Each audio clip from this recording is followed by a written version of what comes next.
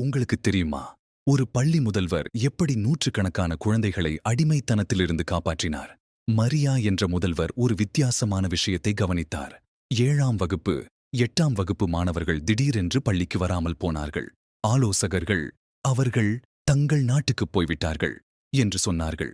ஆனால் பெற்றோர்கள் தங்கள் குழந்தைகள் காணாமல் போனதாக அழுது புகார் செய்தார்கள். மரியா ஆழமாக விசாரித்தபோது அதிர்ச்சியான உண்மை தெரிந்தது. பள்ளி ஆலோசகர்கள் மனித கடத்தல்காரர்களுடன் சேர்ந்து வேலை செய்து கொண்டிருந்தார்கள். ஆவணங்களில் போலி கையெழுத்து போட்டு குழந்தைகளை விவசாய முகாம்களுக்கு அனுப்பி அங்கே 16 மணி நேரம் வேலை வாங்கினார்கள். மரியாவுக்கு பயம் இருந்தது. ஆனால் தன் வேலையை விட குழந்தைகள் முக்கியம் என்று முடிவு செய்தார். FBI-யுடன் இரகசியமாக வேலை செய்து ஆதாரங்களை சேகரித்தார். இறுதியில் நூற்றுக்கணக்கான குழந்தைகள் மீட்கப்பட்டார்கள். மரியா ஒரு உண்மையான வீராங்கனையானார்.